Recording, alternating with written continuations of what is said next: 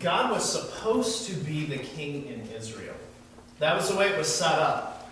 You go into the law, and it's pretty obvious that's the way things were to be.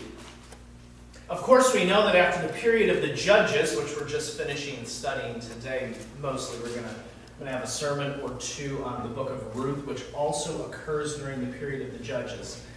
But after that period ends, the Jews wrongly demand a human king.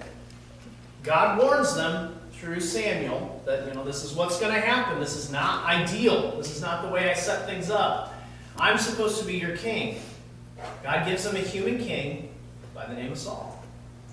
And he ends up being a fine, upstanding king, right? No. Doesn't end up being a very good king. God would have been a much better king for them. The section at the end of Judges, chapters 17 through 21, function as an appendix. The function of this appendix is to give us the spiritual barometer of what the nation was like during this period. Not everyone during this period of the Judges acted like this, but many did, and that is why the nation was generally in trouble during this time. This is the description of the nation as a whole, okay? Not the description of everybody in the nation, but the spiritual state of the nation of Israel was, generally speaking, distorted. It was mixed up. They did not follow God's plan. Judges 17 verse 6 sums it up well. In those days there was no king in Israel, but every man did that which was right in God's eyes. No. Every man did that which was right in his own eyes. What they wanted to do, whatever felt good, whatever made sense to them, instead of following God's plan. And we're going to find, I might skip a few of the readings on this, but this phrase, there was no king in Israel, but every man did that which is right in his own eyes, is repeated multiple times through this section. It's because it's the summary of what's going on. See, whether it's our life or in the Jews' lives, God must be king. When God is not your king, you find two things, well, at least in our passage today. Distorted worship and distorted living. These Jews claim to follow God to some degree, and we're going to find as we read through here that, the Lord this and the Lord that, but they're not living for Him as the passage clearly lays out. And we're going to see some disgusting stuff in our passage today that's indicative of the heart of the nation of Israel at that time. God was not king. And when God is not king, you find distorted worship and distorted living. And in reality, you can boil life down to those two things. The way you live your everyday life, and then when it's time to worship Him, how do you worship Him? As we look at this section, remember that people are no different today. God must be king, and if He is not, then you have problems. So the first point is distorted worship. This breaks down into three subsections. The first is distorted worship at home. Chapter 17, verse 1, and there was a man of Mount Ephraim whose name was Micah, and he said unto his mother, the 1,100 shekels of silver that were taken from me, about which thou cursest and spakest of also in mine ear, behold, the silver is with me, I took it. And his mother said, blessed be thou of the Lord, my son. 1,100 shekels of silver represents about 28 pounds of silver. A yearly wage of 10 shekels is mentioned in verse 10 of this chapter. So basically, 1,100 shekels of silver would be a fortune. Today, 28 pounds of silver in the modern market would be worth around $7,000. It's a lot of money, whether today or back then. Back then it was worth a lot more, obviously. Verse 3, and when he had restored the 1,100 shekels of silver to his mother said, I have wholly dedicated the silver unto the Lord from my hand for my son, to make a graven image and a molten image. Now therefore I will restore it unto thee. Yet he restored the money unto his mother, and his mother took 200 shekels of silver and gave them to the founder, who made thereof a graven image and a molten image, and they were in the house of Micah. After an exchange of you take it, no, you take it, no, you take it, the mother ends up giving 200 shekels to the founder to make an idol. She claims that this is to God.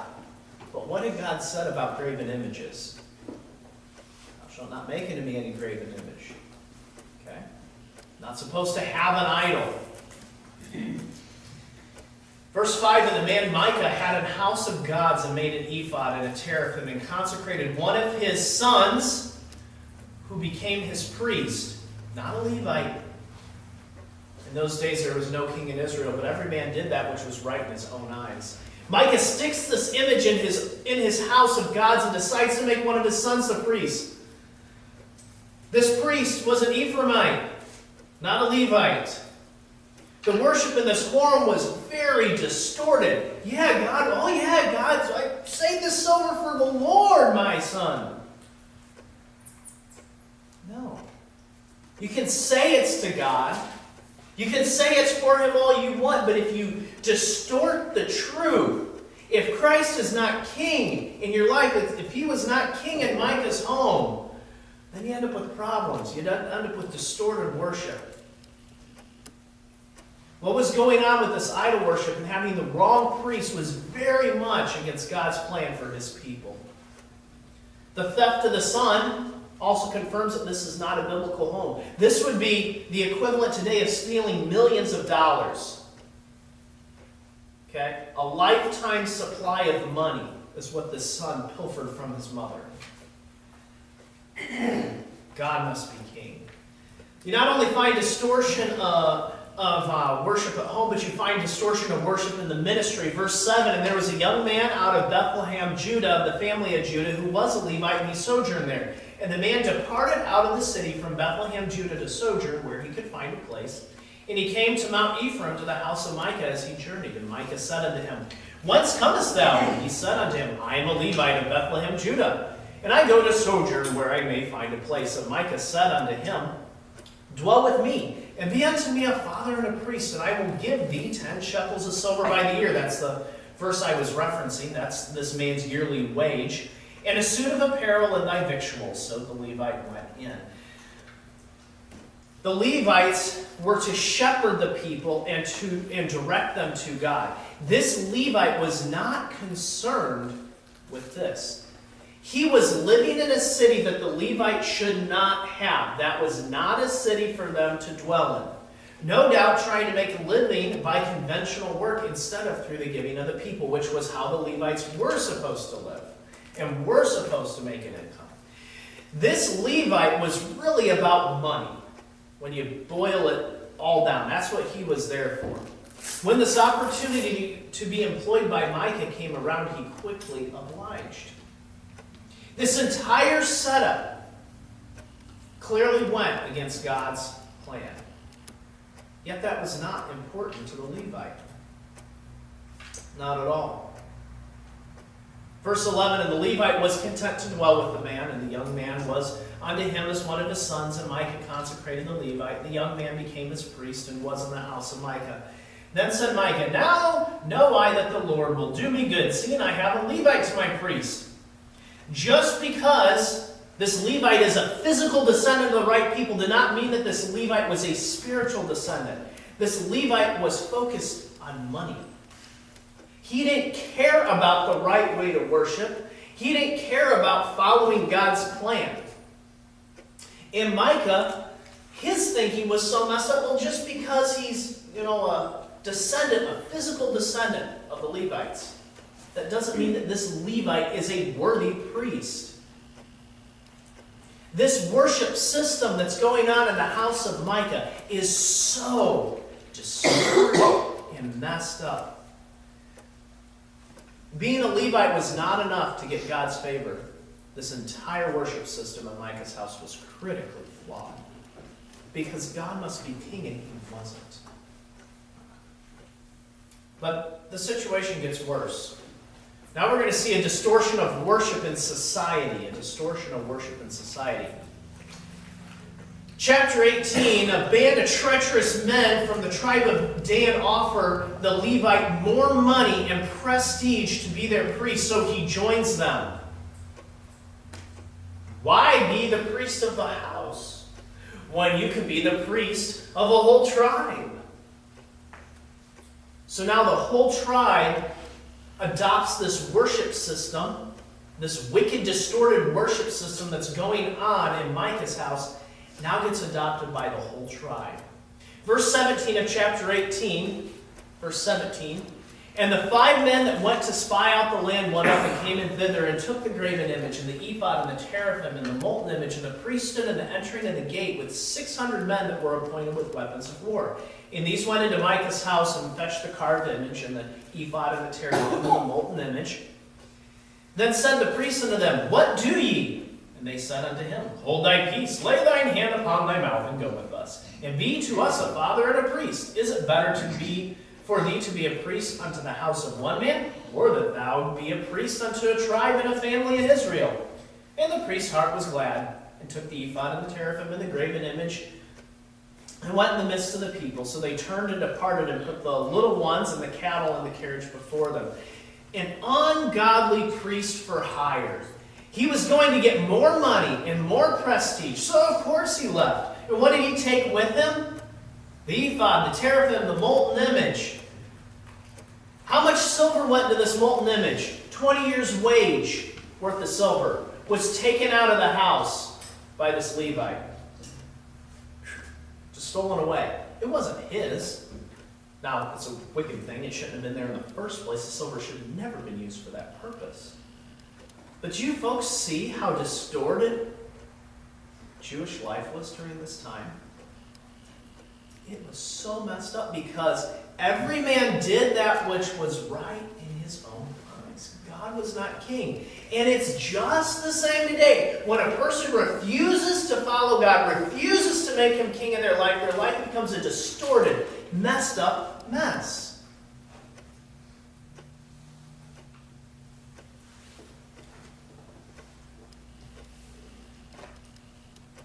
In regards to this Levite, he didn't leave Micah's house for a new ministry because God had called him. He left Micah's house for a new ministry. Why? Money. Prestige. Power. God never leads us to do something contrary to his word. This Levite cannot legitimately say that God had called me to do thus and so, because what he was doing was contrary to God's word. This Levite was doing the wrong things for the wrong reason. Verse 30 of chapter 18, "And the children of Dan set up the graven image, and Jonathan the son of Gershom, the son of Manasseh, he and his sons were priests to the tribe of Dan until the day of the captivity of the land. And they set them up Micah's graven image, which he made in all the time that the house of God was in Shiloh. Now this distorted method of worship became not just the way for one house, but for an entire tribe. False teachers, like this Levite, often find great success. They sell a more palatable message, stripped of critical biblical truths in an attractive manner to people who want to feel good and care nothing about what is right. Religion is something that they just do, like taking a shower or eating. They do it just because they should. They can do it in any way they want that pleases their fancy. You know? It's like getting the shower head with 50 bazillion different settings. Well, I want to shower this way today. Today I want to worship God this way. My way. Every man does that which is right in his own eyes. God is not king. God must be king, and when God is not king, you find two things: distorted worship. And folks, if you thought this was bad, wait till you get to the distorted living. Because what we're going to read here about the moral life of the Jews at this point is disgusting. Distorted living, chapter 9, verse 1, "And it came to pass in those days, that when there was no king in Israel, that there was a certain Levite sojourning on the side of Mount Ephraim, who took to him a concubine out of Bethlehem, Judah. And his concubine played the whore against him, and went away from him unto her father's house to Bethlehem, Judah, and was there 4 whole months. And her husband arose and went after her to speak friendly unto her, and to bring her again, having a servant with him, and a couple of asses. And she brought him unto her father's house, and when the father and the damsel saw him, he rejoiced to meet him. Then after spending several days there, they leave and start their trip." Verse 14, And they passed on and went their way, and the sun went down upon them when they were by Gibeah, which belongeth to Benjamin. And they turned aside thither to go in and to lodge in Gibeah. And when he went in, he sat him down in a street of the city. For there was no man that took them into his house to lodging. Verse 16. And behold, there came an old man from his work out of the field at Eman, which was also of Mount Ephraim, and he sojourneth in Gibeah, but the men of the place were Benjamites. So after exchanging some conversation about what they were doing, verse 20, and the old man said, Peace be with thee. Howsoever let all thy wants lie upon me. Only lodge not in the street. So come and lodge with me. So he brought him into his house and gave provender unto the asses, and they washed their feet and did eat and drink. Now as they were making their hearts merry, behold, the men of the city, certain sons of Belial, beset the house round about, and beat at the door, and spake to the master of the house, the old man, saying, Bring forth the man that came into thine house, that we may know him. And the master of the house, went out unto them and said unto them, Nay, my brethren, nay, I pray you, do not so wickedly. Seeing that this man is come into mine house, do not this folly. Behold, here is my daughter, a maiden, and his concubine. Them I will bring out now, and humble ye them, and do with them whatsoever seemeth good unto you. But unto this man do not so vile a thing. But the men would not hearken to him. So the man took his concubine and brought her forth unto them. And they knew her, and abused her all the night until the morning. And when the day began to spring, they let her go. Then came the woman in the dawning of the day, and fell down at the door of the man's house where her Lord was, till it was light. And her Lord rose up in the morning, and opened the doors of the house, and went out to go his way. And behold, the woman, his concubine, was fallen down at the door of the house, and her hands were upon the threshold. And he said unto her, Up, and let us be going. Then the man took her upon an ass, and the man rose up and gat him into his place. What we have here is a very disgusting story. This is one of the most disgusting stories you will find recorded in the pages of Scripture. This incident is rather similar in some ways to what happened when the angels visited Lot in Sodom. Remember Sodom, that wicked city? Only this isn't Sodom. This is a city in the tribe of Benjamin in the nation of Israel. The people where God was supposed to be king? No, a large quantity of these wicked men from the city are beating on the door. Send the man out that we may know him. Instead, the concubine sat out and she gets abused all night, so it kills her. Sin, folks. Distortion. When God is not king, you end up with a life that is so messed up. Lives that are so messed up. The wicked men wanted to lay with the man and were threatening violence if they did not get their way. Their wicked passions had so clouded their thinking that they were willing to do violence if it meant that they could get what they wanted. Same thing happened in Sodom and Gomorrah. Send these men out that came into your house that we may know them. Well, what they didn't know is they were angels, and so those wicked men that were out there trying to beat down the door ended up getting smitten with blindness, so they couldn't find the door. God intervened, but boy, what a messed up way of thinking. They ended up abusing in lustful passion this concubine who herself had been a hoarder husband and taken off and left. This unbridled lust, fulfilling, ended in death. It ended in death because of the abuse. The woman died so that some wicked men could have temporary satisfaction. God was not king of their lives. God was not king of Israel at this time. Verse 29. And when he was come into his house, he took a knife, laid hold on his concubine, and divided her together with her bones in 12 pieces, and sent her into all the coasts of Israel. And it was so that all that saw it said, there was no such deed done or seen from the day that the children of Israel came up out of the land of Egypt unto this day.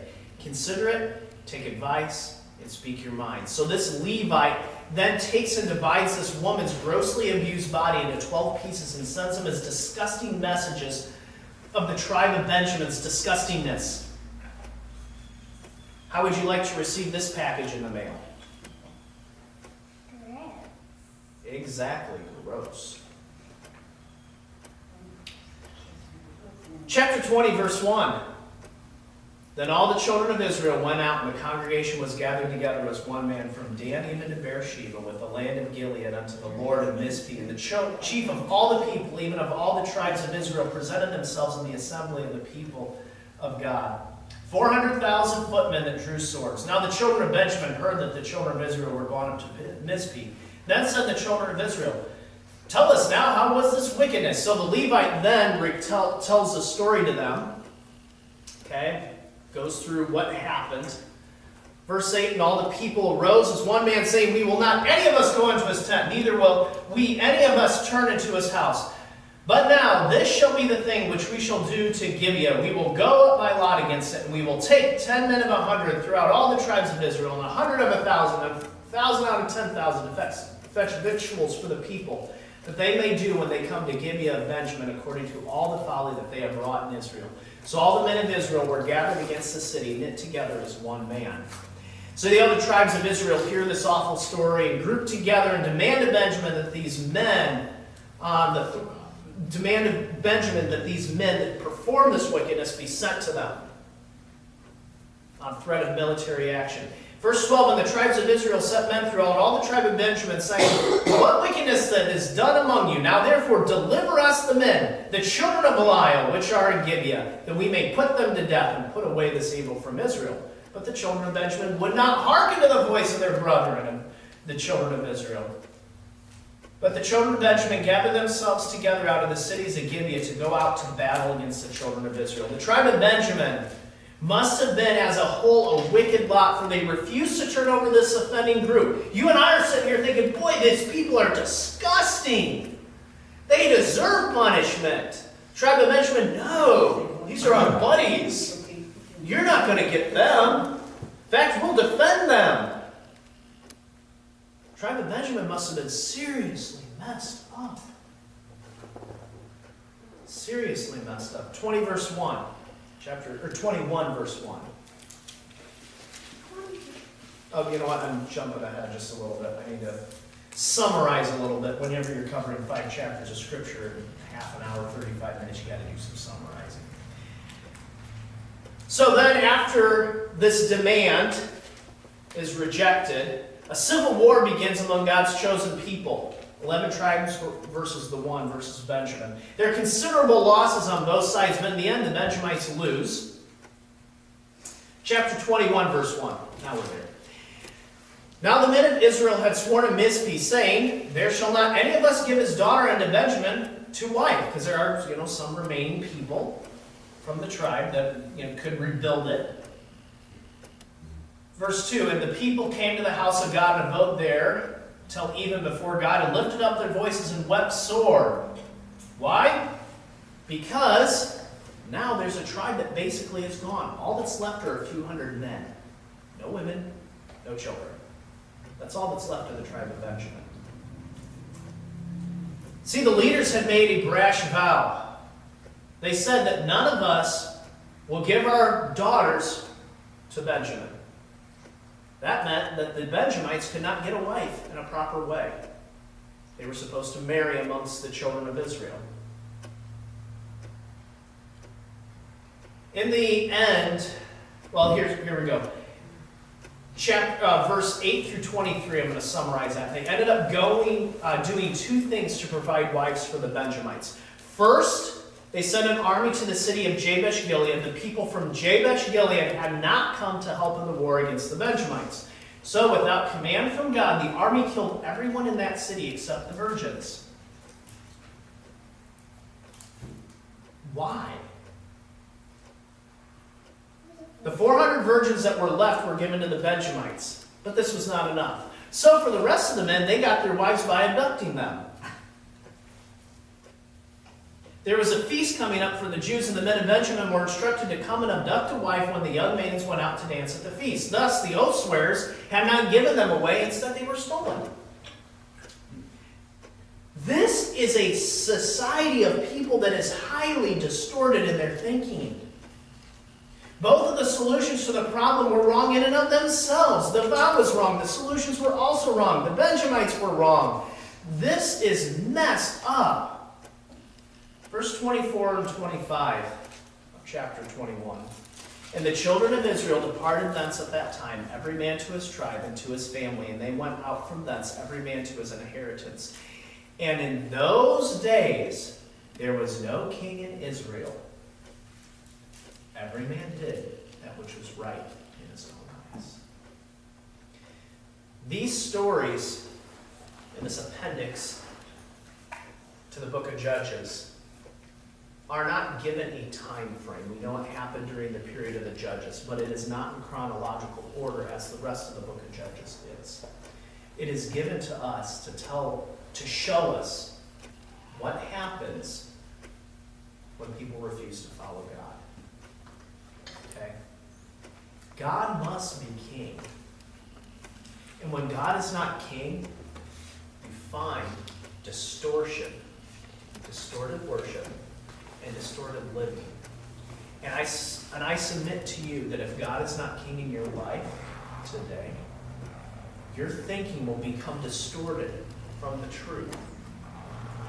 These people claimed the Lord. They claimed to follow God. But their worship was so messed up. The way they lived was so messed up. So I encourage you today, evaluate yourself. Is God king in your life? And if he's not, put him there. How do you put him there? Well, first you got to be a Christian. Believe on the Lord Jesus Christ and thou shalt be saved. That's what you got to do. Got to make sure you're right with him in that way. And then how do you find what he wants? The right way to live. Where do you find that? On the internet, no doubt. Watching CNN. Listening to the politicians. Going to work and asking your friends what they think. Going to the bar and getting yourself a drink. Boy, that'll tell you how to live. No. You find truth through the Word of God. If you want the undistorted way to live, go to the source of how to live. God gave us the Bible to show us how we need to live. And if you don't know what you need to do in your life, just go find it out.